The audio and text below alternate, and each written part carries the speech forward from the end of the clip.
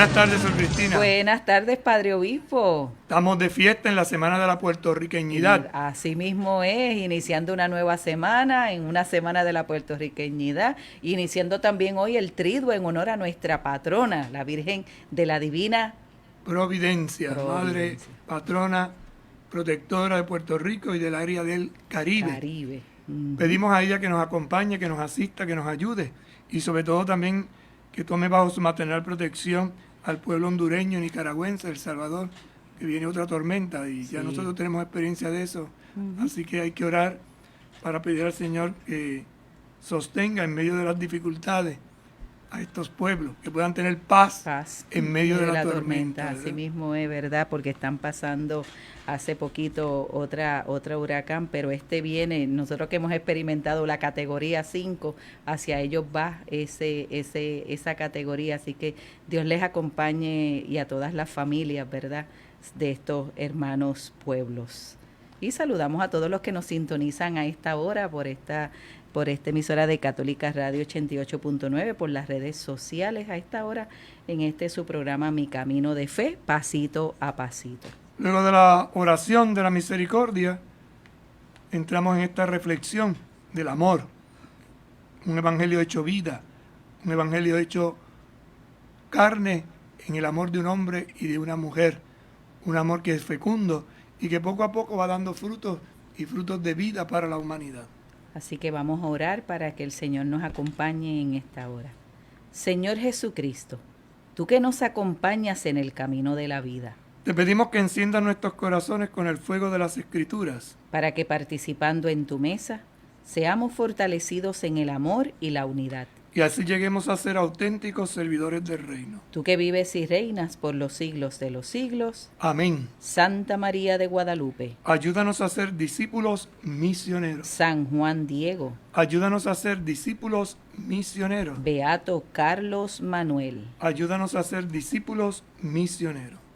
Así que continuamos entonces dando pasitos en este capítulo 7, fortalecer la educación de los hijos, de esta exhortación sobre la alegría del amor del Papa Francisco. Y en este dar pasitos entramos a otro tema, sí a la educación sexual. Nos dirá el Papa en el numeral 280.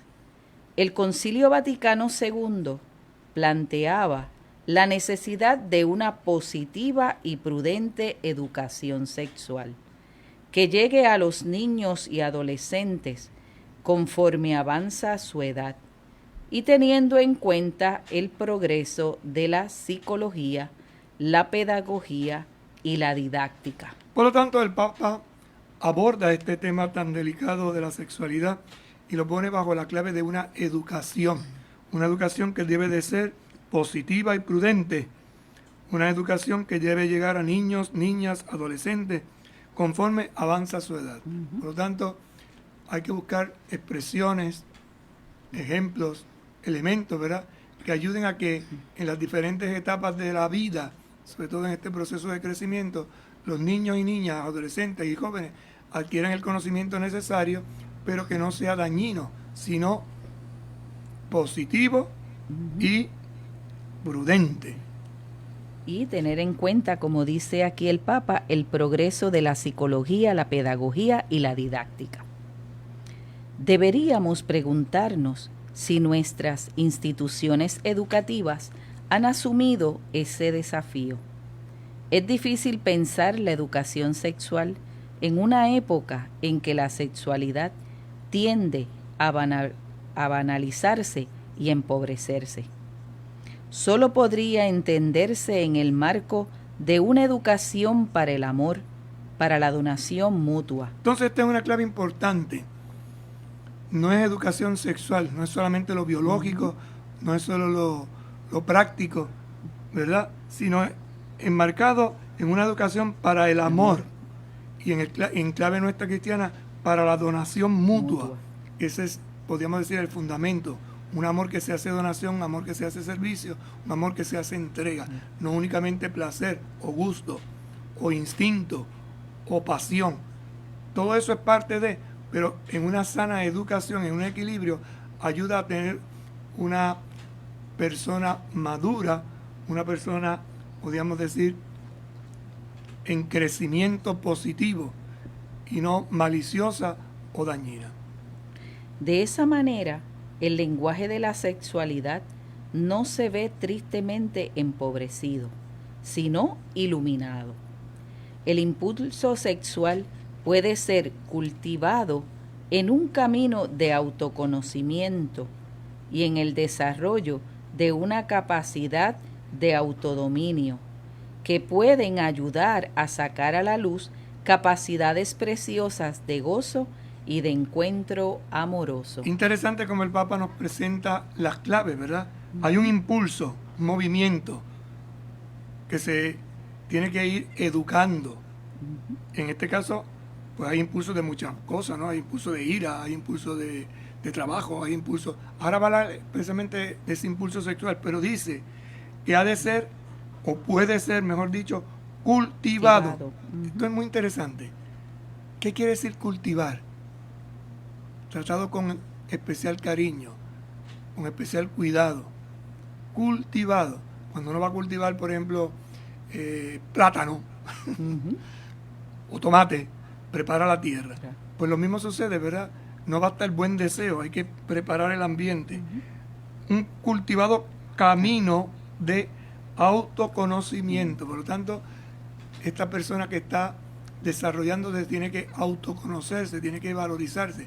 El varón como varón, la dama como dama. Y en este proceso de autoconocimiento se da un desarrollo que lleva a una capacidad de autodominio. Capacidad de autodominio. Por tanto, esto se va aprendiendo. Los impulsos son impulsos, pero hay que canalizarlos, hay que orientarlos, hay que equilibrarlos. Y esto puede ayudar a sacar a luz capacidades preciosas de gozo y de encuentro amoroso. Una forma bonita, muy expresiva de vivir ese momento de intimidad, pero con las claves de un gozo precioso, un encuentro amoroso. No simplemente placer por placer. La educación sexual brinda información, pero sin olvidar que los niños y los jóvenes no han alcanzado una madurez plena. Entonces no es solo dar información, porque a veces la información puede saturar. Por eso dice que a cada edad hay un lenguaje, hay unas expresiones propias que el niño, la niña, el adolescente o el joven irán descubriendo según van creciendo y se va expresando o manifestando de acuerdo a su edad. La información debe llegar en el momento apropiado y de una manera adecuada a la etapa que viven. Es importante, en el momento adecuado a la etapa que viven. ¿Y esto cómo se sabe? Por las preguntas. Las preguntas que un niño haga son las que deben tener la respuesta y uno tiene que tener cuidado con la respuesta. Y esas respuestas se dan de acuerdo a lo que uno puede en ese momento manejar. Si uno no está preparado para dar expresiones claras, decir, dame unos días o dame un momento. Correcto. Que yo te voy a explicar, pero déjame organizarme. O sea, hay que buscar la forma.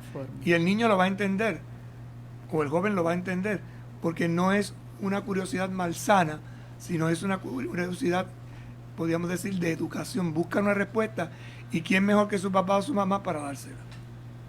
No sirve saturarlos de datos sin el desarrollo de un sentido crítico ante una invasión de propuestas. Sí, una cuestión de dar datos. Toma, léete ese libro. O léete tal cosa. No, eso no es así. Es en el diálogo. Poquito a poco, usando las palabras sencillas, precisas, que puedan explicar y puedan ayudar a que este niño, niña, joven adolescente o adolescente joven vaya entendiendo según su capacidad. Ante la pornografía descontrolada y la sobrecarga de estímulos que pueden mutilar la sexualidad. Es un hecho y no se nos oculta, ¿verdad? Que los muchachos hoy tienen acceso a una serie de información que antes, por ejemplo, nosotros no teníamos. Ahora, con la computadora, con el teléfono, se puede accesar a diferentes sites donde dan alternativas que no siempre son las más equilibradas y las más correctas, como son sites de pornografía, como son literatura, o expresiones o fotos que para un adulto las pueda procesar, pero para un niño o un adolescente o a un joven le puede impactar negativamente. Los jóvenes deben poder advertir que están bombardeados por mensajes que no buscan su bien y su maduración. ¿Quién le tiene que enseñar eso? Su papá y su mamá. Es como que a veces, haciendo una comparación con la comida, o sea, la mamá y el papá tienen que estar pendientes porque hay un impulso glotón a comerme un bowl de mantecado. Por poner un ejemplo. O comerme 10 mangoes. Y entonces el papá o la mamá le va a decir, no te puedes comer todo eso, que eso te va a hacer daño. No, que yo me lo... Te va a hacer daño. Pues lo mismo sucede. Si eso pasa con la comida, imagínense con cosas que se quedan grabadas en la mente. Porque a veces no nos damos cuenta que una foto, una película, algo que uno ve visualmente, eso se queda ahí, sigue repitiendo. Y si uno no sabe procesarlo, se obsesiona.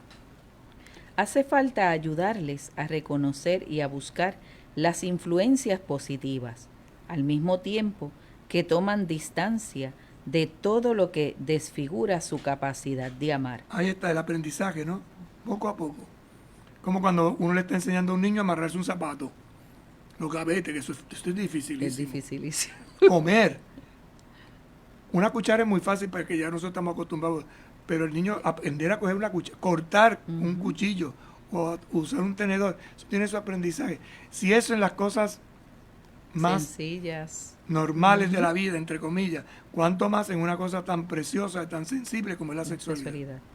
Igualmente, debemos aceptar que la necesidad de un lenguaje nuevo y más adecuado se presenta especialmente en el tiempo de presentar a los niños y adolescentes el tema de la sexualidad. Todo el lenguaje nuevo es muy importante. A las cosas hay que llamarlas por su nombre y no inventarse sustantivos o adjetivos o expresiones que en vez de ayudar lo que hacen es desorientar totalmente.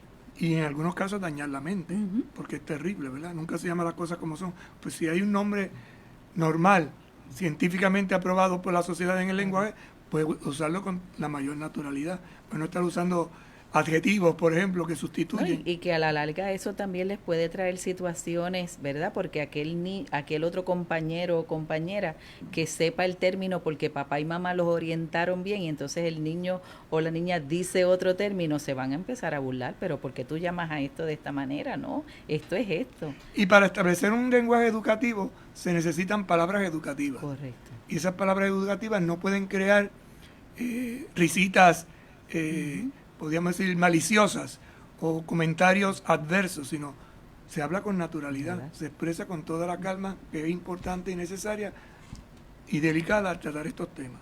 En el numeral 282 el Papa dice, una educación sexual que cuide un sano pudor tiene un valor inmenso, aunque hoy algunos consideren que es una cuestión de otras épocas. ¿Qué es eso de pudor?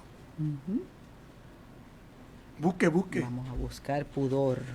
Una palabra que está muy en desuso. Hace tiempo no buscamos al diccionario, ¿verdad? Es interesante esto porque nosotros hemos perdido un poquito en la clave educativa algunos conceptos que ayudan a crecer equilibradamente. Muy bien. Pudor.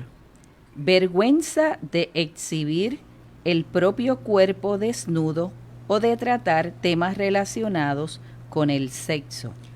Léalo otra vez. Vergüenza de exhibir el propio cuerpo desnudo. Fíjate cómo lo define. Vergüenza de exhibir el propio cuerpo desnudo. O de tratar temas... Y lo pone en una parte negativa. Positivo sería respeto por... el cuerpo. O sea, el pudor es, para nosotros los cristianos, el pudor no es vergüenza. El pudor es respeto. Por eso les decía, busque el diccionario, porque para que ustedes vean que incluso en las definiciones puede haber oposición. Entonces, tener pudor quiere decir que yo respeto mi cuerpo y respeto el cuerpo de la otra persona. Hay otra definición, padre, disculpe, dice sentimiento que mueve a ocultar o evitar hablar con otras personas sobre ciertos sentimientos, pensamientos o actos que se consideran íntimos. Léalo otra vez, para que usted vea cómo hay un lenguaje que los cristianos lo hemos positivizado. Porque el sexo, el cuerpo humano, el estar desnudo, no es pecaminoso. Y esto es lo que estoy tratando de resaltar, que hay un pudor que tenemos que enseñar a los cristianos que es positivo y está basado en el respeto, en el cuidado del cuerpo o expresarlo, pero también en cómo tratamos los temas, en cómo se hablan de las cosas. Sí, dice, sentimiento que mueve a ocultar o evitar hablar. Sentimiento es un sentimiento que mueve a ocultar. Que mueve a ocultar. ¿Y por qué ocultar? ¿Y por qué hablar? Porque entonces se considera que es malo. O evitar hablar con otras personas sobre ciertos sentimientos. Pero entonces empiezan esas risitas maliciosas.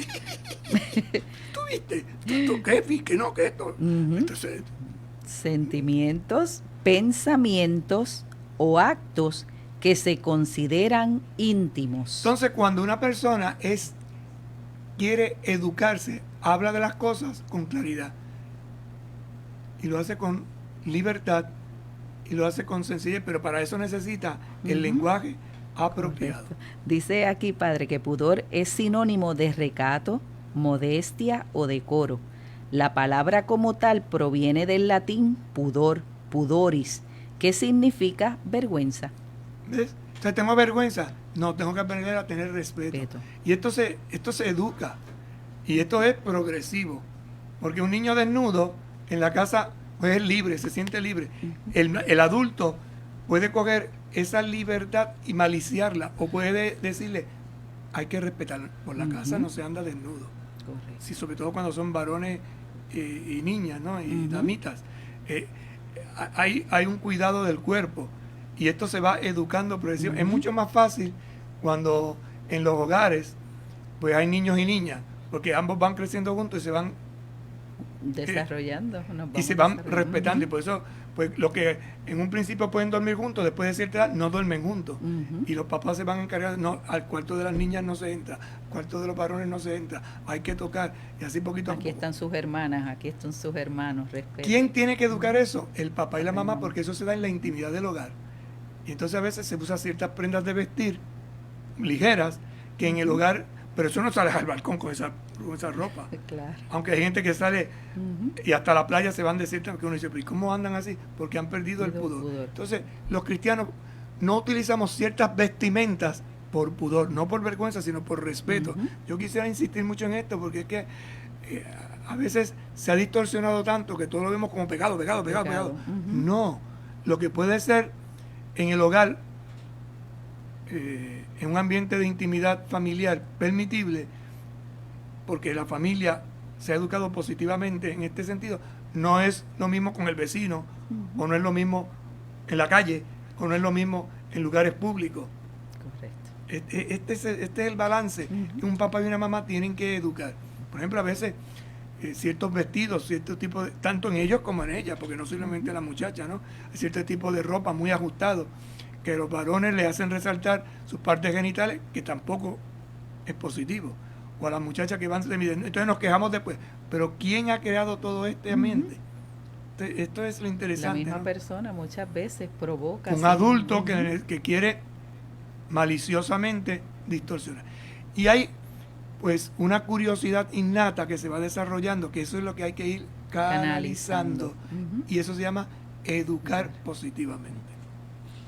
Es una defensa natural de la persona que resguarda su interioridad y evita ser convertida en un puro objeto. Eso se nota, por ejemplo, entre los muchachos deportistas. Cuando se van a cambiar, cada uno tiene su espacio.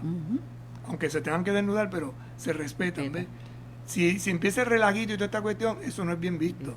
Porque inmediatamente uno siente que esto no está... Me están invadiendo la privacidad. Me están invadiendo la privacidad. Y si para colmo de vale hay burla, hay bullying y todo esto que suele suceder, traumatiza. Y si se traumatiza un niño en su temprana edad o un adolescente en su crecimiento, llega joven, llega adulto con todos esos traumas y entonces se van a los extremos.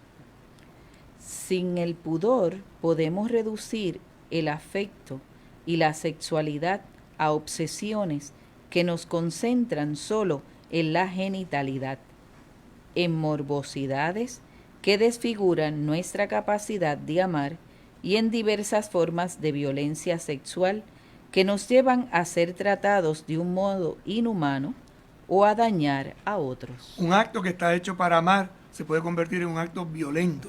Por ejemplo, hay una intimidad entre los esposos y tienen que respetarse, pedirse permiso. O sea, no es cuestión de estar realizando el acto íntimo sexual a las 24 horas del día. Eso tiene que haber, pues, un diálogo, tiene que haber unas necesidades mutuas que se respetan, pero también la intimidad. Entonces, una mujer o un varón se pueden sentir violados, entiéndase lo que se quiere decir, por no haber desarrollado un diálogo. Si esto además se hace con violencia, peor todavía, destroza, ¿no? Entonces algo que debe ser hermoso, íntimo, de comunión, se convierte en donación mutua, como nos decía en el numeral 280. Se convierte en un acto violento, en un acto que a algunos les lleguen a tomar asco, de rechazo, y esto es traumático. Con frecuencia, la educación sexual se concentra en la invitación a cuidarse, procurando un sexo seguro. Fíjate ese lenguaje. Tienes que cuidarte. ¿Y cómo se cuidan? Y ahí entonces viene ya la malicia de los actos. Entonces esto se puede hacer, pero si te cuidas. Y entonces viene toda esta propaganda de profilácticos y todas estas situaciones. Correcto. Que el joven, ya por su impulso natural, es tendiente, si no lo orientamos positivamente, de que no es simplemente lo físico, biológico, o mejor dicho, lo genital, sino el amor que lleva a la donación, a la entrega, crea un caos. Sí. Esta expresión transmite una actitud negativa hacia la finalidad procreativa natural de la sexualidad, como si un posible hijo fuera un enemigo del cual hay que protegerse. ¿Ve? Ya mienta con esa mentalidad. Hace unos años se inició un proyecto de que le daban un bebé a unos niños, a adolescentes, ¿no? Ajá. Y tenían que cuidar ese, como si era un muñeco. Que como la idea, paternidad responsable, algo sí, así. La idea como que parecía positiva, pero para algunos se causó, como no se canalizó como debió de canalizar, se convirtió para muchos, bueno, para algunos, vamos a ser más benévolos, en una cosa tan traumática que al final decían, yo no quiero tener hijos. Cuando es todo lo contrario. Tal vez ese fue el mensaje subliminal que pues, quiso traer. Por eso te digo que todo padre. Depende de quién educa y por qué educa. Entonces una cosa es que positivamente se hubiera aprovechado esa herramienta para ayudar, y otra cosa es que se convierta en un, ten cuidado, no tengas hijos, esto es un problema. Entonces vas a mirar a los hijos como un problema y no como fruto de una donación, de una entrega y de una vocación a continuar el plan creador de Dios. Yo recuerdo una vez, padre, que una concejal en un lugar de misión donde yo estuve, yo le di pon y entonces venía muy contenta porque venía de la alcaldía donde X compañía de prestigio iba a donar un montón de todos estos instrumentos para la seguridad y que los jóvenes no continuaran esta experiencia de estar probando sexualmente todo. No continuaron, iban a continuar más. Entonces yo le dije, ¿y tú te alegras de eso? ¿Qué vas a hacer? ¿Le vas a dar más prestigio a una compañía que en vez de orientar, educar a la población, le vas a dar más auge a esa compañía? No te alegres por eso. Busca recursos y medios, llévalos a la institución y que eduquen sexualmente a los jóvenes en una educación sexual clara y para que ellos vean cómo pueden caminar y cómo pueden abstenerse. Está en el autodominio y el entender que su cuerpo no es simplemente un vehículo de placer, sino es un vehículo de comunión, de creación, de celebración del amor. Así se promueve la agresividad narcisista en lugar de la acogida. Es irresponsable toda invitación a los adolescentes a que jueguen con sus cuerpos y deseos como si tuvieran la madurez, los valores, el compromiso mutuo y los objetivos propios del matrimonio. Importante leer eso otra vez, porque aquí da una clave sobre todo a los padres, y a los educadores. Es irresponsable toda invitación a los adolescentes. Por ejemplo, eres joven, aprovecha, la juventud pasa, te vas a marchitar. No desaproveches las oportunidades. Cuidado con esas expresiones. A que jueguen con sus cuerpos y deseos. Jueguen. Fíjate lo que está diciendo. Porque el muchacho lo ve como un juego, pero es que esto tiene sus consecuencias. Como si tuvieran la madurez, los valores, el compromiso mutuo y los objetivos propios del matrimonio. Ahí están las 4 claves. Madurez, valores, compromiso mutuo y objetivos propios del matrimonio. Juegan con su cuerpo, se dejan llevar de sus impulsos, y si la muchacha queda embarazada, cuando se lo comunica al varón, el muchacho cae en una crisis porque no está preparado para asumir eso. Primero, no tiene la educación, no simplemente educación biológica, porque maduro está, pero ¿qué tipo de madurez? Psicológica, porque cambia tu vida. Si ya no eres un soltero, ya has realizado un acto que se supone que como casado, que tengas una profesión para sostener esta mujer, este hijo, de que lo vas a alimentar, y todo el mundo se le viene abajo, y por eso en esos casos huyen, desaparecen. Eso es un problema tuyo. No, es un problema de los dos. Y además no es un problema, es una criatura que viene. No, y no solamente eso, que después quienes tienen que asumir la responsabilidad son o los papás de él o los papás de ella. En todo caso, siempre el de la dama. O no haber educado oportunamente. De ese modo, se los alienta alegremente a utilizar a otra persona como objeto de búsquedas compensatorias de carencias o de grandes límites.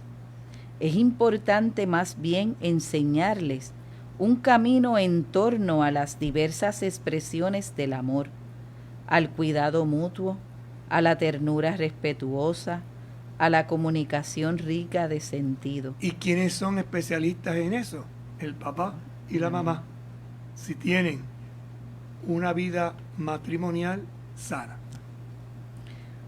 Porque todo eso prepara para un don de sí íntegro y generoso que se expresará luego de un compromiso público en la entrega de los cuerpos. La unión sexual en el matrimonio aparecerá así como signo de un compromiso totalizante, enriquecido por todo el camino previo. ¿Ves? La unión sexual en el matrimonio aparecerá así como un signo de un compromiso totalizante, no simplemente como una expresión de 10 minutos genital y de un acto realizado simplemente por una pasión, por un deseo, por un impulso mal orientado. Pausamos y en breve regresamos. Con un paso de fe a Cristo verás, con un paso de fe a Cristo verás, con un paso de fe a Cristo verás, con un paso de fe a Cristo verás. ¡Los cuatro! Moverás las montañas, caminas sobre agua, caminas sobre fuego.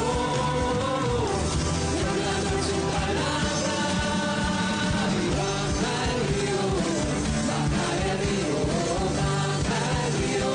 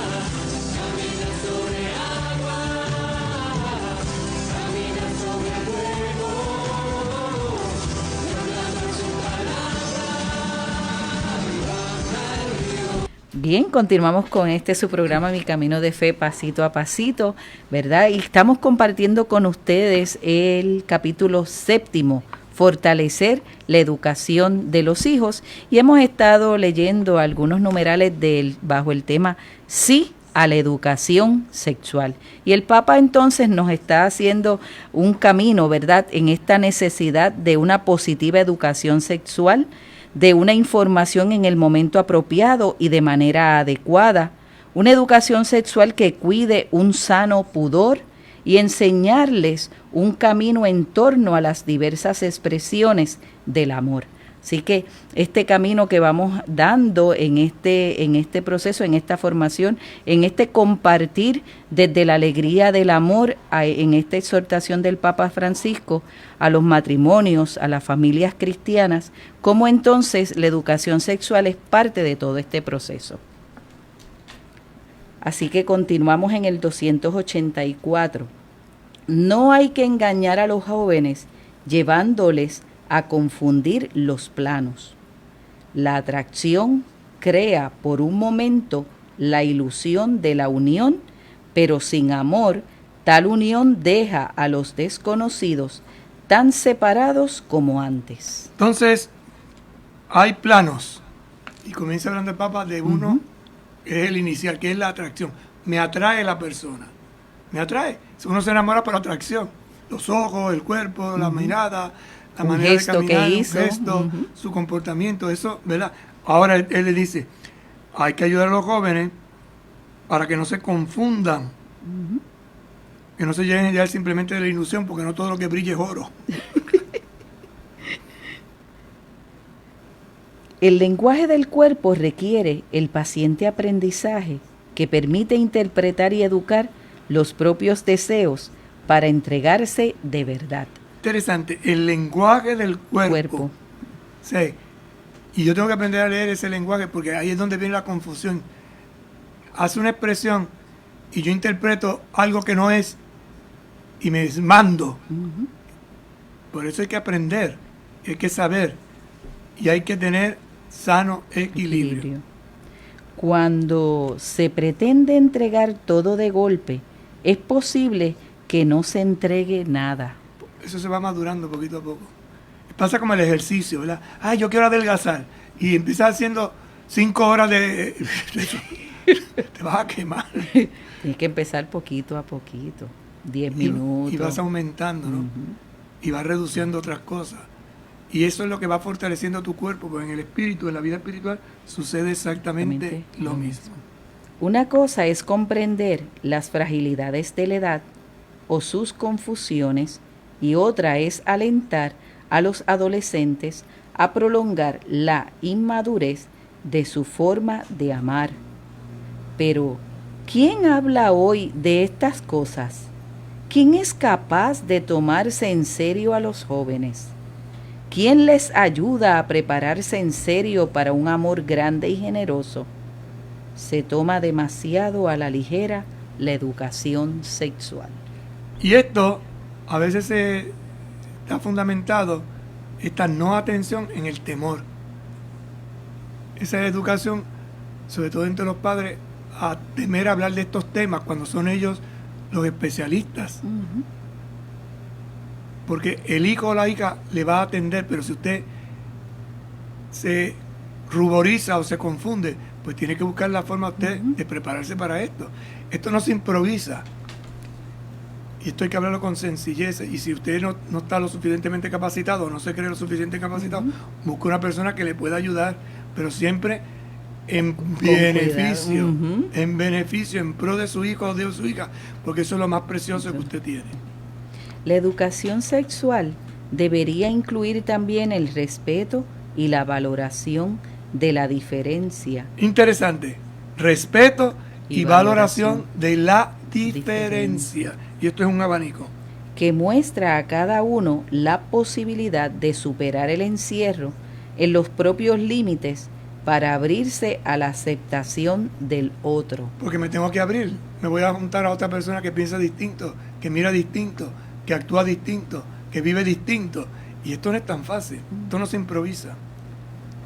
Más allá de las comprensibles dificultades que cada uno pueda vivir, hay que ayudar a aceptar el propio cuerpo tal como ha sido creado, porque una lógica de dominio sobre el propio cuerpo se transforma en una lógica a veces sutil de dominio sobre la creación. También la valoración del propio cuerpo en su feminidad o masculinidad es necesaria para reconocerse a sí mismo en el encuentro con el diferente. De este modo, es posible aceptar gozosamente el don específico del otro o de la otra, obra del Dios creador, y enriquecerse recíprocamente. ¿Qué quiere decir esto? Que somos distintos, somos diferentes. Y algo que tiene uno que aceptar es que la mujer, en el caso de los varones, es muy distinta al varón. Su forma de pensar, su forma de actuar, su forma de vivir y viceversa.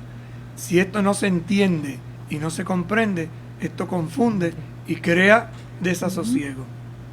Solo perdiéndole el miedo a la diferencia, uno puede terminar de liberarse de la inmanencia del propio ser y del embelezo por sí mismo. Es decir, pues, sale de su egoísmo, de su entorno único, yo, no.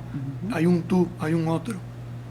La educación sexual debe ayudar a aceptar el propio cuerpo, de manera que la persona no pretenda cancelar la diferencia sexual porque ya no sabe confrontarse con la misma.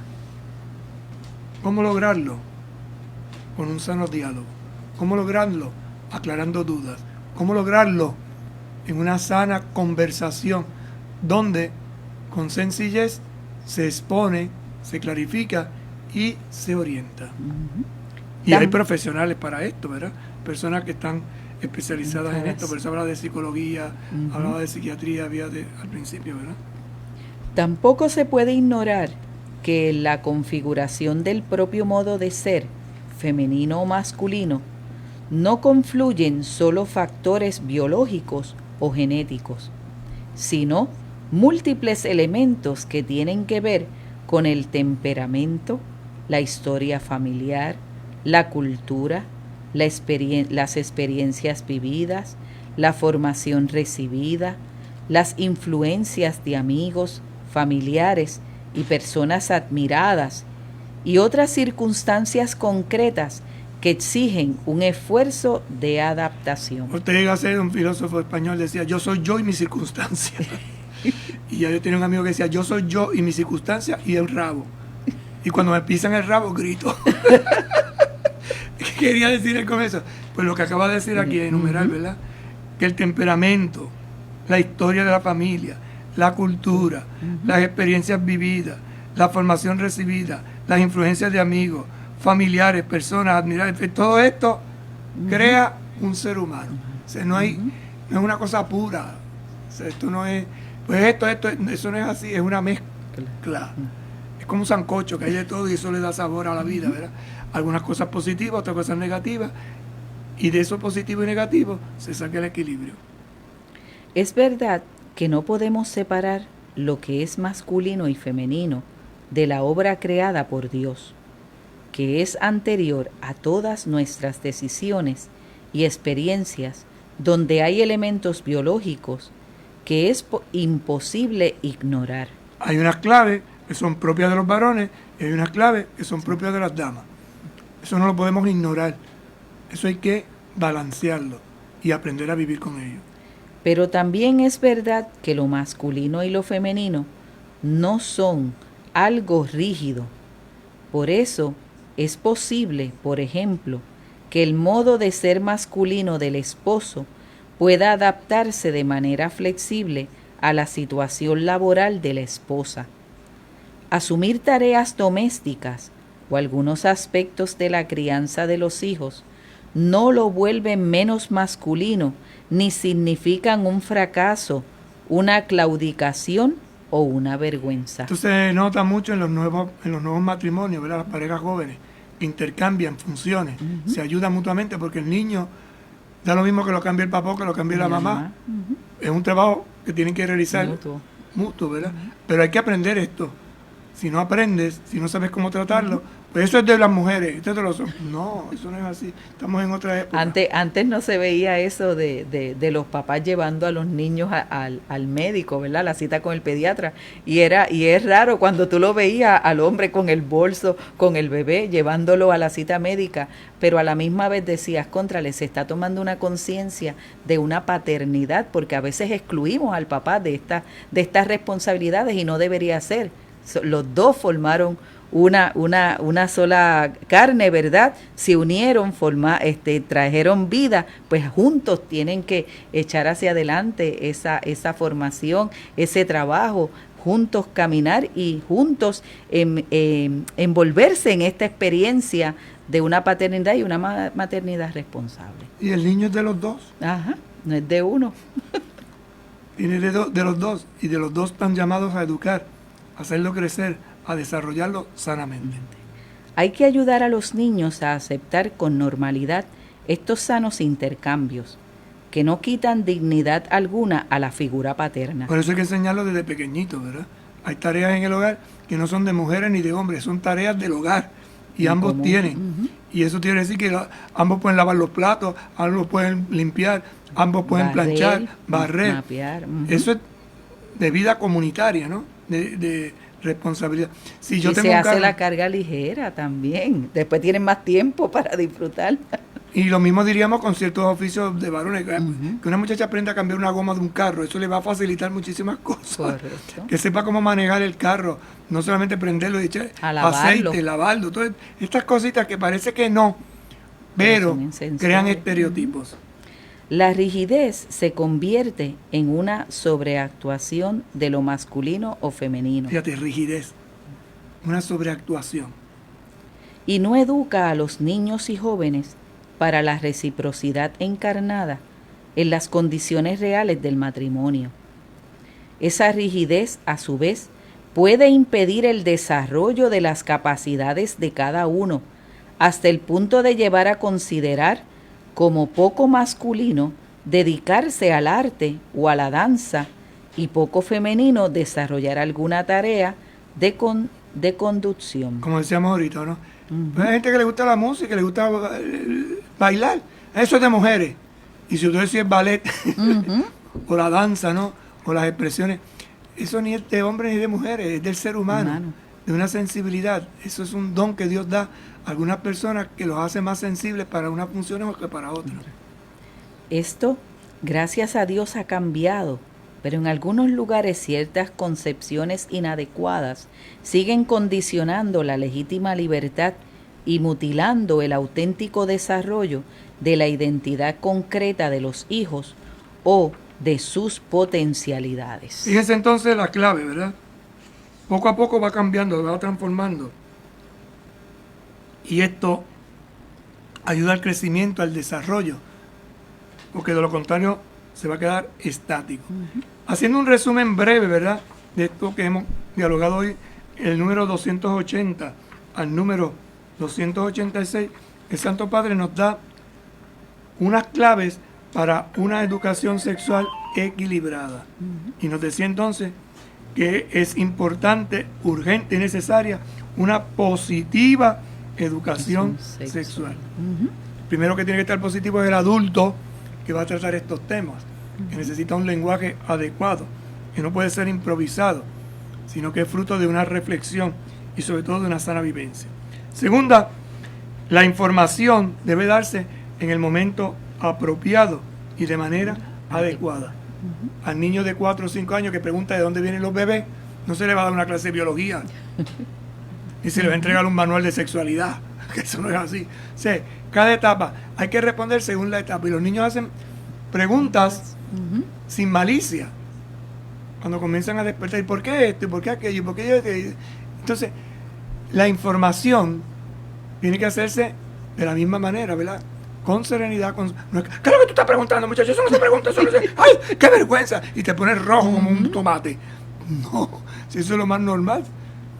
A los 12, entre los 10 y los 12 años, que se comienza el despertar del cuerpo, ¿no?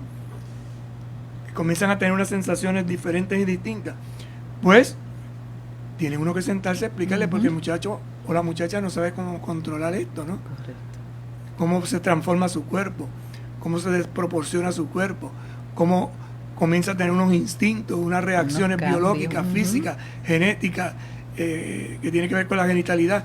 Pues uno no se puede asustar, es parte de un proceso. Se le explica al niño, mira, está en crecimiento, eso es normal, o a la niña, esto pasa. La primera menstruación, la primera eyaculación, todo esto que es parte de un proceso biológico que hablado. ¿Quién lo tiene que hablar? En la escuela se explica el proceso biológico genético, pero es en el hogar, donde se tiene que educar lo que es el pudor, lo que es la responsabilidad y todo esto que vamos viendo, ¿verdad? Una educación que cuide ese sano pudor, que no se mire con vergüenza, que no tengan que esconderse para hablar de ciertos temas. Yo recuerdo cuando yo era niño, o sea, en mi casa no me hablaban de sexualidad porque no tenía edad, y después cuando era grande tampoco me hablaban porque ya lo sabía. ¿De dónde? ¿De dónde?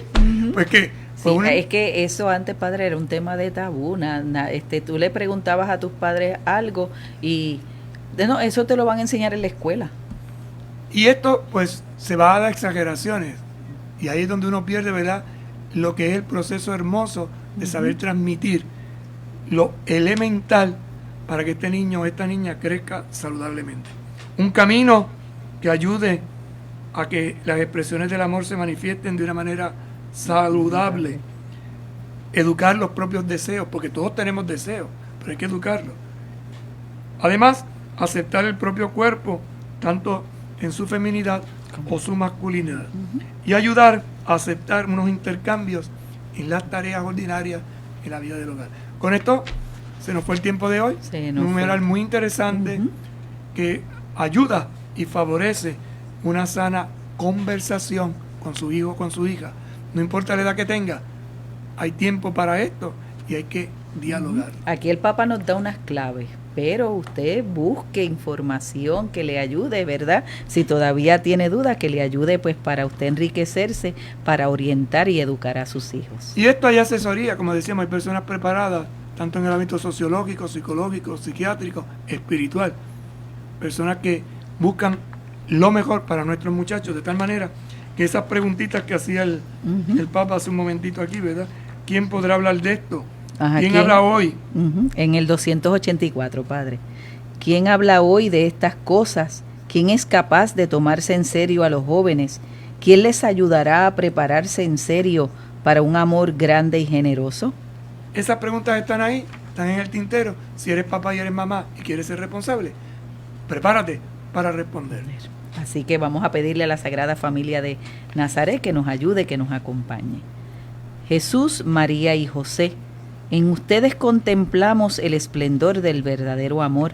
A ustedes confiados nos dirigimos. Santa Familia de Nazaret, haz también de nuestra familia el lugar de comunión y cenáculo de oración, auténticas escuelas del Evangelio y pequeñas iglesias domésticas. Santa Familia de Nazaret, que nunca más haya en las familias episodios de violencia, de cerrazón y división, que quien haya sido herido o escandalizado sea pronto consolado y curado. Santa Familia de Nazaret, haz tomar conciencia a todos del carácter sagrado e inviolable de la familia, de su belleza en el proyecto de Dios. Jesús, María y José, escuchen, acojan nuestra súplica. Amén. Que el Señor esté con ustedes. Y con tu espíritu. Que les bendiga y les acompañe el buen Dios Todopoderoso, Padre, Hijo y Espíritu Santo. Amén. Hasta mañana si Dios quiere. Buenas tardes a todos.